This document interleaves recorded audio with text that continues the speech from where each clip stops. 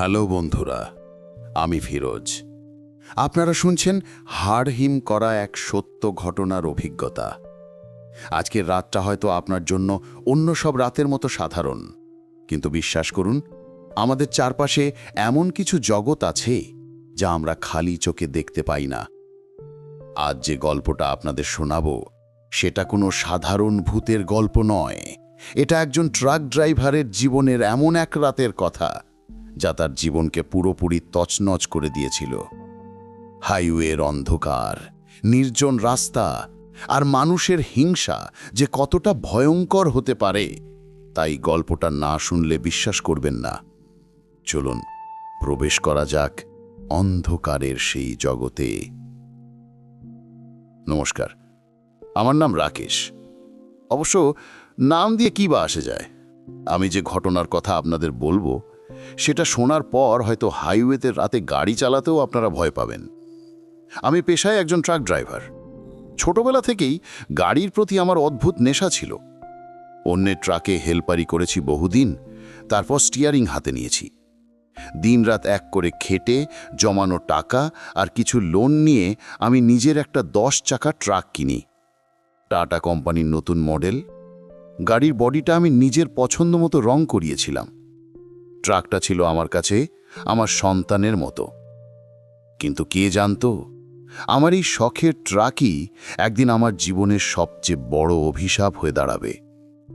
Transport লাইনে competition খুব বেশি, এটা সবাই জানে। কিন্তু আমার নতুন গাড়ি আর আমার খাটুনি দেখে কিছু পুরনো ড্রাইভার আর ট্রান্সপোর্ট মালিকের চোখে আমি কাঁটার মতো বিঁধতে শুরু করলাম। বিশেষ করে আমারই এলাকার এক ড্রাইভার, নাম তার ভৈরব। সে কিছুতেই আমার এই উন্নতি মেনে নিতে পারছিল না। সামনাসামনি কিছু বলতো না, কিন্তু তার চোখের চাউনি দেখলেই আমি বুঝতাম সে আমার ক্ষতি চায়। কিন্তু সেই ক্ষতি যে এই পর্যায়ে যাবে তা আমি স্বপ্নেও ভাবিনি। সেটা ছিল আগস্ট মাসের এক অমাবস্যার রাত। আমি পুনে থেকে মাল লোড করে মুম্বাইয়ের দিকে যাচ্ছিলাম। যারা মহারাষ্ট্রের মালসিজ ঘাটের রাস্তা চেনেন, তারা জানেন ওই রাস্তাটা দিনের বেলাতেই কতটা বিপজ্জনক, আর রাতে তো কথাই নেই। একে তো পাহাড়ি আঁকাবাঁকা রাস্তা, তার উপর সেদিন ছিল ভীষণ কুয়াশা। হেডলাইটের আলো খুব বেশি দূর যাচ্ছিল না। আমার ট্রাকটা তখন নতুনের মতো। ইঞ্জিনের আওয়াজ শুনলে মনে হতো যেন মাখন চলছে। আমি বেশ ফুরফুরে মেজাজেই গাড়ি চালাচ্ছিলাম। রাত তখন প্রায় 2 বা 2:30 হবে। মালসেজ ঘাটের সবচেয়ে নির্জন বাঁকটা পার হচ্ছিলাম। হঠাৎ আমার নজরে পড়ল রাস্তার ঠিক মাঝখানে কিছু একটা পড়ে আছে। আমি গতি কমালাম। কুয়াশার ভেতর দিয়ে আবছা দেখলাম একটা কালো কাপড়ের পুটলি। সাধারণত হাইওয়েতে ডাকাতরা অনেক সময় পাথর বা গাছ ফেলে রাখে গাড়ি থামানোর জন্য, কিন্তু এটা সেরকম কিছু মনে হলো না। আমি ভেবেছিলাম পাশ কাটিয়ে চলে যাব, কিন্তু বাঁকটা এতই সরু ছিল যে আমার বাঁ দিকের চাকাটা ওই পুটলির ওপর দিয়েই চলে গেল। একটা অদ্ভুত শব্দ হলো, পচাস করে কিছু একটা ফাটার শব্দ, যেন পাকা তালের ওপর দিয়ে গাড়ি চালালাম। আর ঠিক সেই মুহূর্তেই ট্রাকের হেডলাইটটা একবার দপ করে নিভে আবার জ্বলে উঠল। আমার বুকের ভেতরটা কেমন যেন ছ্যাঁত করে উঠল। আমি রিয়ার ভিউ মিরারে পেছনে তাকালাম, কিন্তু ঘন কুয়াশা আর অন্ধকারের জন্য কিছুই দেখা গেল না। আমি ব্যাপারটাকে পাত্তা না দিয়ে এগিয়ে গেলাম। ভাবলাম হয়তো রাস্তায় কেউ আবর্জনা ফেলে গেছে। কিন্তু আমি জানতাম না, ওই মুহূর্তেই আমি আমার নিজের মরণকে ট্রাকে তুলে নিয়েছি। মিনিট 10 পর থেকেই ব্যাপারটা শুরু হলো। আমার কেবিনটা, যেটা ইঞ্জিনের গরমের জন্য সবসময় একটু উষ্ণ থাকে, সেটা হঠাৎ ঠান্ডা হতে শুরু করলো। প্রথমে ভাবলাম বাইরের ঠান্ডা হাওয়া হয়তো কাঁচের ফাঁক দিয়ে ঢুকছে। আমি জানলা ভালো করে চেক করলাম, সব বন্ধ। কিন্তু ঠান্ডাটা কমছে না, বরং বাড়ছে। যেন কেউ আমার পাশের সিটে একদলা বরফ রেখে দিয়েছে। আমি সোয়েটারটা ভালো করে গায়ে জড়ালাম, কিন্তু হাড় কাঁপানো সেই ঠান্ডা কিছুতেই যাচ্ছিল না। এর কিছুক্ষণ পরেই নাকে এলো সেই গন্ধটা। পোড়া লেবু আর মানুষের চুল পোড়ালে যেমন কটু গন্ধ বের হয়, ঠিক তেমনই একটা উৎকট গন্ধ। গন্ধে আমার নাড়ি ভুড়ি উল্টে আসার জোগাড় হলো। আমি গ্লাভ বক্স, ড্যাশবোর্ড সব খুঁজলাম। ভাবলাম ওয়ারিং শর্ট হয়ে হয়তো কিছু পুড়ছে, কিন্তু কোথাও আগুনের কোনো চিহ্ন নেই। অথচ গন্ধটা ক্রমশ তীব্র হচ্ছে, যেন গন্ধটা কেবিনের বাতাসের সাথে মিশে আছে। হঠাৎ আমার ঠিক কানের কাছে একটা শব্দ হলো। খুব ফিস ফিস করে কেউ যেন বলল, রাকেশ। আমি চমকে ব্রেক কষলাম। ট্রাকটা রাস্তার মাঝখানে দাঁড়িয়ে গেল। আমি চারপাশে তাকালাম। কেবিনে আমি একা। আমার হেল্পার ছেলেটা ছুটিতে ছিল, তাই আমি একাই ট্রিপে বেরিয়েছিলাম। তাহলে আমাকে নাম ধরে ডাকলো কে? আমার গলা শুকিয়ে কাঠ হয়ে গেল। মনে হলো হয়তো মনের ভুল, হয়তো ক্লান্তি তেমন হচ্ছে। জলের বোতল বের করে জল খেলাম, তারপর আবার গাড়ি স্টার্ট দিলাম। কিন্তু এবার গাড়ি আর আগের মতো চলছে না। অ্যাক্সেলারেটরে পা দিলেই মনে হচ্ছে কেউ যেন পেছন থেকে ট্রাকটা টেনে ধরে রেখেছে। ইঞ্জিন গোঙাচ্ছে, কিন্তু গতি বাড়ছে না। নতুন ট্রাক, এমন তো হওয়ার কথা নয়। আমি মিররে তাকালাম। মনে হলো ট্রাকের ওপরের ডালায় ত্রিপলের উপর ছায়ার মতো কিছু একটা নড়াচড়া করছে। আমার শরীর দিয়ে ঠান্ডা ঘাম নামতে শুরু করল। আমি হনুমান চালিসা বিড়বিড় করতে করতে গাড়ি চালাতে থাকলাম। পরের কয়েকটা দিন ছিল আমার জীবনের নরক। আমি বাড়ি ফিরলাম ঠিকই, কিন্তু সেই অশুভ ছায়া আমার পিছু ছাড়ল না। আমার আচরণে বিশাল পরিবর্তন আসতে শুরু করল। আমি এমনিতে খুব কম খাই, কিন্তু বাড়ি ফেরার পর থেকে আমি গোগ্রাসে খেতে শুরু করলাম। ভাতের হাঁড়ি, কাঁচা সবজি, এমনকি একদিন রাতে ফ্রিজ খুলে কাঁচা মাছ চিবিয়ে খাচ্ছিলাম। আমার স্ত্রী আমাকে দেখে ভয়ে চিৎকার করে উঠেছিল। আমার চোখ নাকি তখন জাবা ফুলের মতো লাল ছিল। সবচেয়ে ভয়ের ব্যাপার হলো, আমি যখনই ট্রাকে ঘুমাতাম, স্লিপার বার্থের শুলেই মনে হতো আমার বুকের উপর ভারী কিছু চেপে বসে আছে। আমি নড়তে পারতাম না, চিৎকার করতে পারতাম না। আর সেই পোড়া লেবুর গন্ধটা, সেটা যেন আমার শরীরের চামড়ায় গেঁধে গিয়েছিল। সাবান দিয়ে ঘষেও সেই গন্ধ যেত না। আমার ট্রাকটা বারবার খারাপ হতে লাগলো। গিয়ার বক্স জ্যাম হয়ে যেত, মাঝ রাস্তায় স্টিয়ারিং লক হয়ে যেত। মেকানিকরা কিছুই ধরতে পারত না। তারা বলতো গাড়ি একদম ঠিক আছে। আমার ব্যবসার লাটে ওঠা জোগাড় হলো। ধারের কিস্তি শোধ করতে পারছিলাম না। শরীর ভেঙে যাচ্ছিল। আয়নার সামনে দাঁড়ালে নিজেকে চিনতে পারতাম না। চোখের নিচে কালো দাগ, গাল ভেঙে গেছে। আমি বুঝতে পারছিলাম আমি ধীরে ধীরে মৃত্যুর দিকে এগিয়ে যাচ্ছি। একদিন এক প্রবীণ ড্রাইভার, যাকে আমি ওস্তাদ মানতাম, তিনি আমার ট্রাকের দিকে তাকিয়ে আটকে উঠলেন। তিনি বললেন, রাকেশ, তোর গাড়ি চাকার দিকে তাকা। আমি তাকালাম। দেখলাম পেছনের ডান দিকের চাকায়, যেখানে আমি সেই পুটলিটা পিষেছিলাম, সেখানে কালো মতো কিছু একটা লেগে আছে। ওস্তাদজি কাছে গিয়ে ভালো করে দেখলেন। তারপর গম্ভীর হয়ে বললেন, সর্বনাশ হয়েছে রে, তুই কারোর করা উতানা মারিয়েছিস।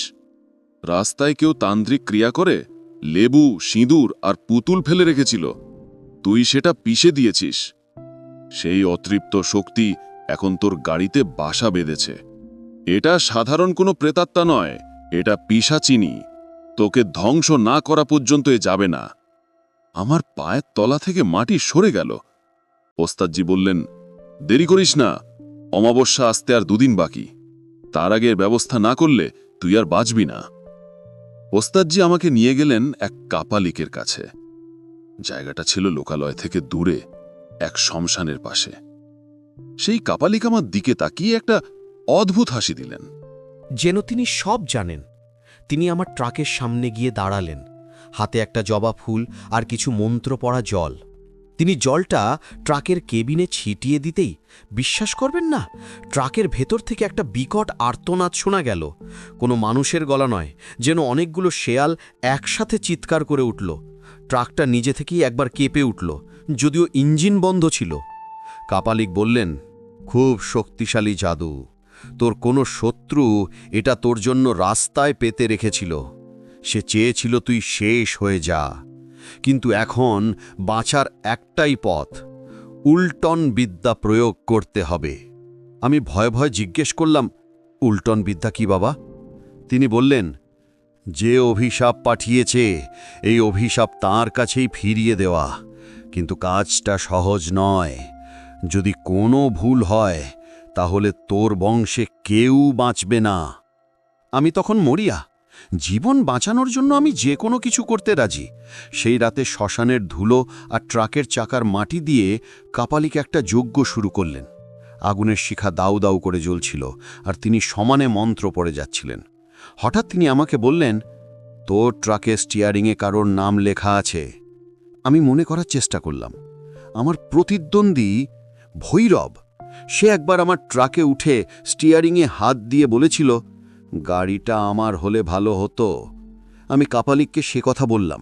কাপালিক চোখ বন্ধ করলেন, তার শরীর কাঁপতে লাগল। তিনি একটা মাটির হাঁড়িতে কিছু ছাই আর একটা লেবু ভরলেন। তারপর সেটা লাল কাপড় দিয়ে বেঁধে আমার হাতে দিলেন। তার গলার স্বর তখন সম্পূর্ণ অন্যরকম, গমগমে আর ভারী। তিনি বললেন, এই হাঁড়িটা নিয়ে গিয়ে ওই মাল সেচ ঘাটের সেই জায়গায় ফেলে দিয়ে আয় যেখানে তুই পুঁটলিটা পিষেছিলি। আর মনে রাখবি, ফেরার সময় পেছনে তাকাবি না। যদি তাকাস তাহলে আমি তোকে বাঁচাতে পারবো না। যা, এক্ষুনি যা। আমি সেই হাঁড়ি নিয়ে আমার ট্রাকে উঠলাম। শরীর কাঁপছিল, কিন্তু মনের জোর বাড়ালাম। গাড়ি স্টার্ট দিলাম। গন্তব্য সেই অভিশপ্ত মাল সেচ ঘাট। কিন্তু আমি জানতাম না সেই রাতে ঘাটে আমার জন্য কি অপেক্ষা করছে, আর অভিশাপটা কার ঘাড়ে গিয়ে পড়তে চলেছে। রাত তখন গভীর। হাইওয়েতে গাড়ির সংখ্যা একদম নেই বললেই চলে। আমি স্টিয়ারিং আঁকড়ে ধরে আছি, আমার পাশের সিটে সেই লাল কাপড়ে মোড়া হাঁড়িটা রাখা। বিশ্বাস করুন, ওই হাঁড়িটা থেকে যেন আগুনের মতো তাপ বেরোচ্ছিল। আমার মনে হচ্ছিল আমি কোনো হাঁড়ি নয়, বরং জীবন্ত কোনো বিপদ পাশে বসিয়ে নিয়ে যাচ্ছি। মাঝে মাঝে মনে হচ্ছিল হাঁড়ির ভেতর থেকে কেউ নখ দিয়ে আছড়াচ্ছে, খসখস শব্দ হচ্ছে। কিন্তু আমি ওদিকে তাকালাম না, আমার চোখ শুধু রাস্তার দিকে। মালসেচ ঘাটের কাছাকাছি আসতেই আবহাওয়া আবার পাল্টে গেল। সেই পরিচিত কুয়াশা, সেই হাড় হিম করা ঠান্ডা। আমার হাত পা অবশ হয়ে আসছিল। মনে হচ্ছিল কেউ একজন আমার কানের কাছে ফিসফিস করে বলছে, ফিরে যা রাকেশ, ফিরে যা, ওটা ফেলিস না, তাহলে তুই শেষ হয়ে যাবি। গলার স্বরটা খুব পরিচিত, কিন্তু আমি কিছুতেই মনে করতে পারলাম না কার।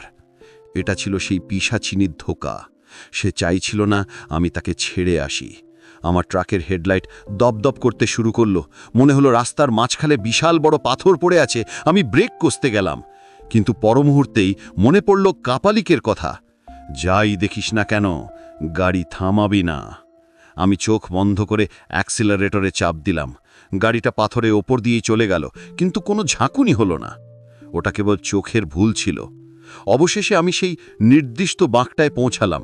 জায়গাটা চিনতে আমার ভুল হলো না, কারণ ঠিক ওই জায়গাটাতেই রাস্তার পাশে একটা পুরনো শুকনো গাছ ছিল। আমি ট্রাকের গতি কমালাম, কিন্তু থামালাম না। চলন্ত গাড়ি থেকেই জানলা দিয়ে সেই লাল কাপড়ে মোড়া হাঁড়িটা আমি সজোরে ছুঁড়ে দিলাম রাস্তার সেই খাদে। যেখানে আমি প্রথমবার কালো পুটলিটা পিষেছিলাম। হাঁড়িটা ফেলার সাথে সাথেই একটা বিকট শব্দ হলো, যেন হাজারটা কাঁচ একসাথে ভেঙে পড়ল। আর তার পরপরই বাতাসের শোঁ শোঁ আওয়াজ ছাপিয়ে একটা হাড় হিম করা আর্তনাদ ভেসে এলো, না! সেই চিৎকারে আমার ট্র্যাকের কাঁচগুলো ঝনঝন করে কেঁপে উঠল।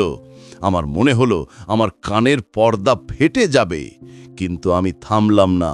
আমি গিয়ার চেঞ্জ করে গাড়ির গতি বাড়ালাম। এখন শুরু হলো আসল পরীক্ষা, ফেরার পালা।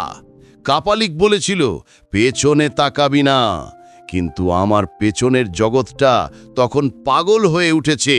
রিয়ার ভিউ মিরারগুলো থরথর করে কাঁপছে। মনে হচ্ছে পেছন থেকে কেউ আমার ট্রাকের ডালা ধরে টেনে ধরছে। বিকট সব আওয়াজ ভেসে আসছে। কখনো মনে হচ্ছে আমার স্ত্রী আমাকে ডাকছে, রাকেশ, গাড়ি থামা, আমি পড়ে গেছি। কখনো মনে হচ্ছে পুলিশ সাইরেন বাজাচ্ছে। আমার ঘাড়ের কাছে গরম নিঃশ্বাস অনুভব করছিলাম। কেউ যেন আমার ঘাড়ের কাছে মুখ এনে বলছে, একবার তাকা, শুধু একবার তাকা। প্রবল ইচ্ছে হচ্ছিল রিয়ার ভিউ মিরারে একবার তাকাই। মানুষের মন বড় অদ্ভুত, যা করতে বারণ করা হয় সেটাই করার জন্য মন ছটফট করে। আমার হাত বারবার চোখের সামনে আয়নাটা ঠিক করতে যাচ্ছিল, কিন্তু আমি দাঁতে দাঁত চেপে নিজেকে আটকালাম। আমি জানি একবার তাকালেই সব শেষ। আমি হনুমান চালিসা পাঠ করতে করতে অ্যাক্সিলারেটর একদম মাটিতে মিশিয়ে দিলাম।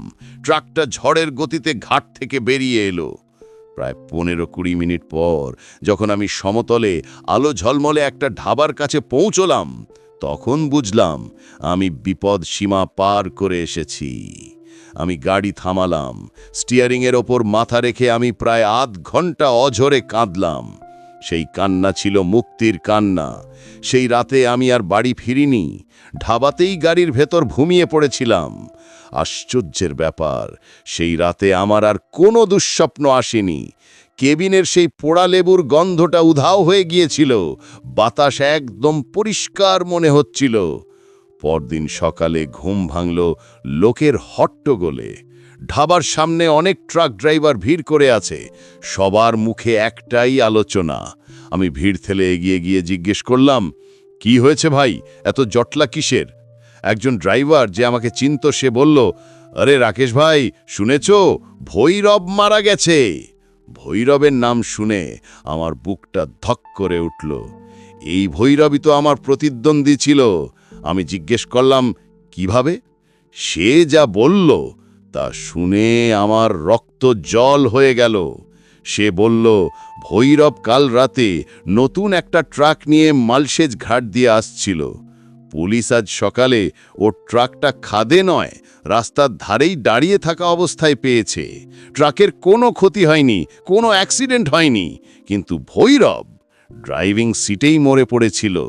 আমি কাঁপা কাঁপা গলায় জিজ্ঞেস করলাম, কি হয়েছিল ওর? লোকটা বলল, পুলিশ বলছে হার্ট অ্যাটাক হতে পারে, কিন্তু যারা লাশ দেখেছে তারা অন্য কথা বলছে। ভৈরবের মুখটা নাকি ভয়ে কুঁকড়ে এমন হয়ে গিয়েছিল যে চেনা যাচ্ছিল না। আর সবচেয়ে ভয়ঙ্কর ব্যাপার হলো স্টিয়ারিং হুইলের রডটা, যেটা স্টিলের তৈরি, সেটা নাকি বেঁকে ওর বুকের ভেতর ঢুকে পিঠ দিয়ে বেরিয়ে গেছে, অথচ গাড়ির সামনে কোনো ধাক্কা লাগেনি। এমনটা কিভাবে সম্ভব কেউ বুঝতে পারছে না। আর একটা কথা শুনে আমি নিশ্চিত হলাম, উদ্ধারকারীরা বলেছে ভৈরবের ট্রাকের কেবিনে নাকি প্রচুর কালো গ্রিজ আর পচা লেবুর রস ছড়িয়েছিল, আর তার হাতে ধরা ছিল একটা কালো সুতো, যেটা সাধারণত তান্ত্রিকেরা ব্যবহার করে। আমি চুপচাপ ভিড় থেকে সরে এলাম। আমার বুঝতে বাকি রইল না কি ঘটেছে। আমার ওপর পাঠানো সেই উতানা বা অভিশাপ রিভার্স হয়ে তার মালিকের কাছেই ফিরে গেছে। সেই পিশাচিনী যখন দেখল আমি তাকে নামিয়ে দিয়েছি, তখন সে ক্ষিপ্ত হয়ে তার আসল প্রভুর কাছে ফিরে গেছে এবং তার শরীর থেকে প্রাণ কেড়ে নিয়েছে। ভৈরব আমার ক্ষতি চেয়েছিল, সেই ক্ষতি বুমের্যাং হয়ে তাকেই শেষ করে দিল। সেদিনের পর থেকে আমি আর কখনো ওই রাস্তায় রাতে গাড়ি চালাইনি। আর ট্রাকে ওঠার আগে আমি সব সময় চাকা চেক করে নিই, কারণ আমি জানি রাস্তায় পড়ে থাকা নিরীহ কোনো লেবু বা পুটলি কারো জীবনের ইতি টানতে পারে। বন্ধুরা, রাকেশের এই অভিজ্ঞতা আমাদের একটা কথাই মনে করিয়ে দেয়, অন্যের গর্ত খুঁড়লে সেই গর্তে নিজেকেই পড়তে হয়। প্রতিহিংসা আর কালো জাদু হয়তো সাময়িক ক্ষমতা দেয়, কিন্তু তার শেষটা হয় ভয়ঙ্কর। হাইওয়ের অন্ধকারে শুধু গাড়ি চলে না, চলে অনেক না বলা রহস্য আর অতৃপ্ত আত্মার দীর্ঘশ্বাস। আজকের গল্প এখানেই শেষ করছি। গল্পটি কেমন লাগলো কমেন্টে জানান। দেখা হবে পরের এপিসোডে নতুন কোনো ভয়ের দুনিয়ায়। ততক্ষণ সাবধানে থাকবেন। শুভরাত্রি।